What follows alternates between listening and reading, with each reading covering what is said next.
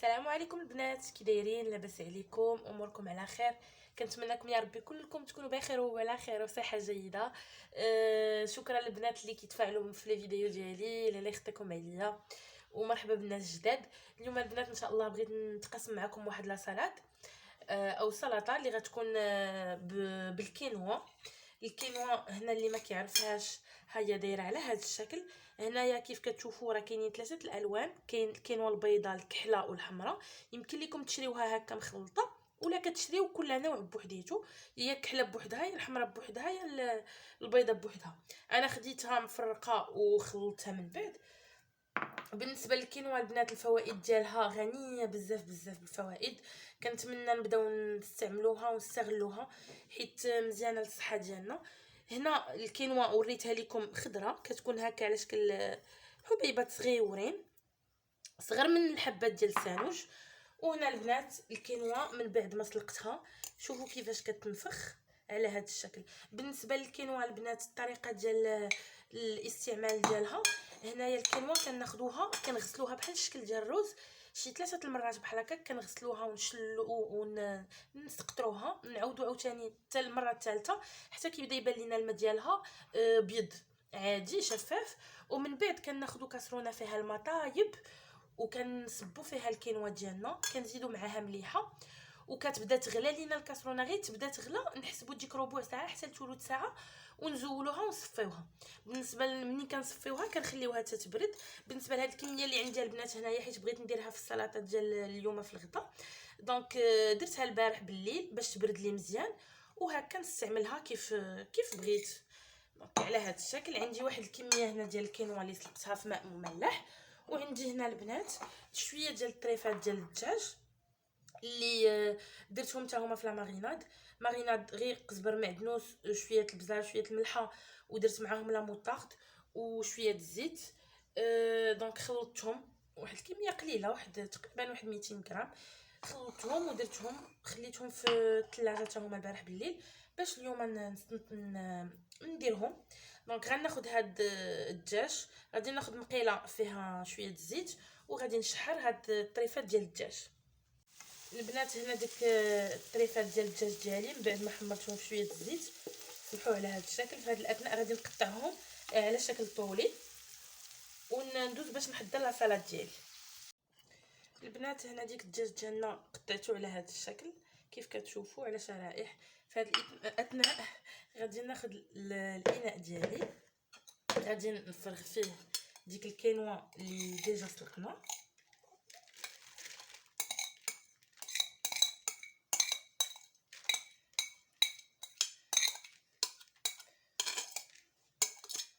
على هذا الشكل غادي البنات نوجد بعدا لا مايونيز اللي غادي ندير. دونك خديت هنا مايونيز اللي صوت منزلي، وغادي نضيف عليه شويه ديال الاعشاب. هنا الاعشاب العطريه غير باش نستملي ديك المايونيز ديالي، وغادي نخلطو هذا المايونيز. اللي ما بغاش البنات يدير المايونيز يكتفي بالفينيغريت عاديه، دونك خل، زيت، ملحه، بزار، ولا شويه الحامض بحال هكا. دونك كتكون عندي هذه لا مايونيز ديالي البنات بالاعشاب. غنخليو لا مايونيز على جنب. غادي هنا عندي غادي نضيف البيض مسلوق واحد 4 الحبات اللي غادي نضيفهم هنا للكينوا. غادي نضيف كذلك البنات عندي الذره معلبه،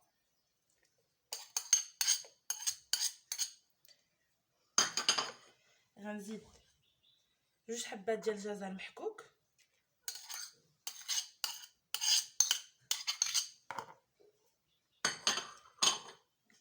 كذلك عندي واحد الحبه ديال الخيار البنات اللي حكيتها وخليتها حتى نشفات من الماء ديالها على هذا الشكل. بالنسبه للماء ديال الخيار نستعملوه في نديروه ماسك نيت الوجه. عندي هنا البنات الجبن الاحمر اللي قطعته هكا شرائح طويله حتى هو،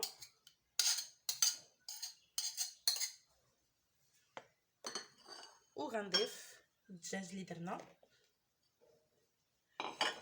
وفي هذا الاثناء غادي نزيد لا مايونيز، بقياس واحد 3 المعالق كبار البنات.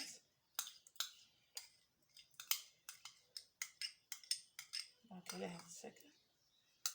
وغنخلط هاد المكونات اللي عندي كاملين البنات على هذا الشكل. دونك نحاولوا ندخلوا هاد العناصر بعضياتها على هذا الشكل، وندوز من بعد ما نخلط هذا الشيء غادي ندوز باش نوجد الطبق ديال اللي غنخدم فيه هاد السلطه ديالي. دونك هاد السلطه نقدروا البنات نضيفوا هنايا اي حاجه بغينا، راه ماشي بالضروري ندير هادشي اللي درت انا. يمكن لكم ديروا الطون، ديروا كفته كديروها كويرات وكديروها هنا، ولا كديروها مشويه وكديروها. كيمكن لكم ديروا الكروفيت، يمكن لكم ديروا سومون سوريمي، ما ديروا والو ديروا غير الخضر، يمكن لكم ديروا كاشير. دونك كل واحد كيبقى الاختيار ديالو يدير اي حاجه بغا. دونك هنا كنكونوا ديجا خلطنا لا سالاد، ونمشي ندوز باش نجيب الطبق ديال التقديم. البنات هنا السلطه ديالي من بعد ما شكلتها على هذا الشكل، يمكن نديروها في شي اناء عاد نديروها هكا. حطيتها هكا، وخديت هنا هاد لي شيبس كندورهم على هذا الشكل. دونك كناخذ واحد شويه ديال لا مايونيز غير اللي يبقى لي. دونك على هذا الشكل، وكناخذ شويه ديال لي شيبس وكندهنها هكا في اللور ديالها، ونزوق بها على هذا الشكل، وغنستمر بحال هكا حتى نكمل الدوره اللي عندي. دونك هنا البنات من بعد ما دورنا دوك لي شيبس، حطيت هنايا زوقت بالخس اللي حطيته على هذا الشكل. وهنا غادي نحط شويه ديال الكركاع غير من الفوق، كيبقى هذاك طريقه ديال التزيين. واحد 3 الحبات ديال الكركاع اللي زوقت بهم من الفوق. دونك على هذا الشكل، وكتكون هذه هي السلطه ديالنا البنات. وهذا هو الشكل النهائي ديال السلطه ديالنا اللي وجدنا مجموعين. كيف شفتوا المكونات ديالها غنيه بزاف، كنتمنى ان شاء الله تجربوها. هنا كيف قلت لكم دورنا دوك الطريفات ديال لي شيبس، ورشينا الخس في الجوانب وفي الوسط، ودرنا شويه ديال الكركاع. كيف قلت لكم اللي ما بغاش المايونيز يقدر يدير غير الفينيغريت. وبالنسبه للداخل اي حاجه نقدروا نخلطوا معها. دونك هذا هو الشكل النهائي ديالها البنات. الا عجبتكم الوصفه ديال اليوم ما تنساوش الاشتراك في القناه ديالي، قناه يوميات سوكي، والضغط على جيم، وكذلك تفعيل الجرس باش يوصلكم اي جديد. شكرا لكم على الدعم ديالكم المتواصل، على التشجيع ديالكم. الله يخطيكم عليا، والى وصفه مقبله ان شاء الله. والسلام عليكم ورحمه الله تعالى وبركاته.